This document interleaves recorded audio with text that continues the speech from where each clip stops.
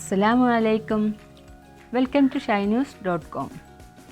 ഈ ചാനൽ നിങ്ങൾ ആദ്യമായിട്ടാണ് കാണുന്നതെങ്കിൽ ചാനൽ സബ്സ്ക്രൈബ് ചെയ്യാനും അതോടൊപ്പമുള്ള ബെല്ലൈക്കൺ പ്രസ് ചെയ്യാനും മറക്കരുത്. ചോക്ലേറ്റ് സോസ് എങ്ങനെയാണ് പെട്ടെന്ന് വീട്ടിൽ റെഡിയാക്കാം, അധികം ഇൻഗ്രീഡിയൻസ് ഒന്നും ഇല്ലാണ്ട് നമുക്ക് പെട്ടെന്ന് തന്നെ ഇത് റെഡിയാക്കാം. അപ്പോൾ ഇതെങ്ങനെയാണ് തയ്യാറാക്കുന്നതെന്ന് നോക്കാം. അതിനുവേണ്ടി 4 ടേബിൾ സ്പൂൺ കൊക്കോ പൗഡർ ഒരു പാത്രത്തിലേക്ക് എടുക്കുക. അതിലേക്ക് 1/2 കപ്പ് പൊടിച്ച പഞ്ചസാരയും 1/2 ടേബിൾ സ്പൂൺ കോൺഫ്ലവറും 1 ടീസ്പൂൺ ബട്ടറും ചേർത്ത് നന്നായിട്ട് മിക്സ് ചെയ്തെടുക്കുക. ഇതിലേക്ക് 1/2 കപ്പ് വെള്ളം ചേർത്തിട്ടാണിത് മിക്സ് ചെയ്തെടുക്കുന്നത്.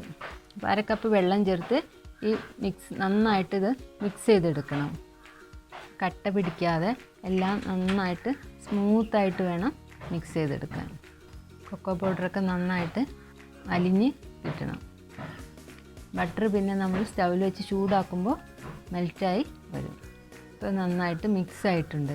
ഇനി നമ്മളൊരു സ്റ്റൗവിലോട്ടിത് വെച്ച് ഇളക്കിയെടുക്കണം, ചൂടാക്കിയെടുക്കണം. ഇപ്പോൾ സ്റ്റൗ ഓണാക്കി ഇത് സ്റ്റൗവിലേക്ക് വെച്ച് ചൂടാക്കിക്കൊണ്ടിരിക്കണം. നമ്മളപ്പോൾ ഇതിനകത്ത് കോൺഫ്ലവർ ഇട്ടത് കാരണം കൊക്കോ പൗഡറൊക്കെ ഉള്ള കാരണം നമ്മൾ നിർത്താതെ ഇളക്കി കൊടുക്കണം. ഇത് പതുക്കെ പതുക്കെ കുറുകി വന്നുകൊണ്ടിരിക്കും. ചെറിയ തീയിലിട്ടിട്ട് വേണം ഇത് നമ്മൾക്ക് കുറുക്കിയെടുക്കാൻ, അല്ലെങ്കിൽ പെട്ടെന്ന് തന്നെ ഇത് അടിയിൽ പിടിക്കാൻ സാധ്യതയുണ്ട്. കാരണം കോൺഫ്ലവറൊക്കെ ഉള്ളതുകൊണ്ട് പെട്ടെന്ന് തന്നെ ഇത് അടിയിൽ പിടിക്കാൻ സാധ്യതയുണ്ട്. അപ്പോൾ നമുക്ക് ചെറിയ തീയിലിട്ടിട്ട് നന്നായിട്ട് ഇളക്കിയെടുക്കണം. അപ്പോൾ നമ്മുടെ ചോക്ലേറ്റ് സോസ് ഏകദേശം റെഡിയായി വരുന്നുണ്ട്.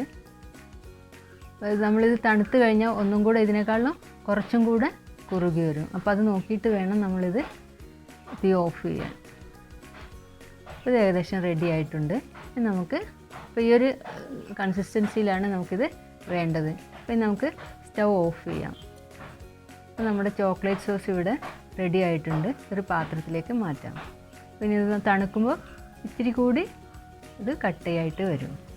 ബോട്ടിലിൽ ഒഴിച്ച് നമുക്ക് ഫ്രിഡ്ജിൽ സൂക്ഷിക്കാവുന്നതാണ്. കുറേ ദിവസം ഇത് കേടാവാതെ ഇരിക്കുന്നതാണ്. ഇപ്പോൾ നമുക്ക് കുട്ടികൾക്ക് ചപ്പാത്തിയിൽ സ്പ്രെഡ് ചെയ്യാനായാലും ബ്രെഡിൽ സ്പ്രെഡ് ചെയ്യാനായാലും ഒക്കെ ഇത് വളരെ നല്ലതാണ്.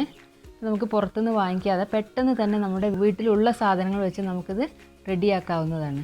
അപ്പോൾ ഈ വീഡിയോ നിങ്ങൾക്ക് എല്ലാവർക്കും ഇഷ്ടപ്പെട്ടു എന്ന് കരുതുന്നു. ഇഷ്ടപ്പെട്ടാൽ ലൈക്ക് ചെയ്യാനും ഷെയർ ചെയ്യാനും സബ്സ്ക്രൈബ് ചെയ്യാനും മറക്കരുത്.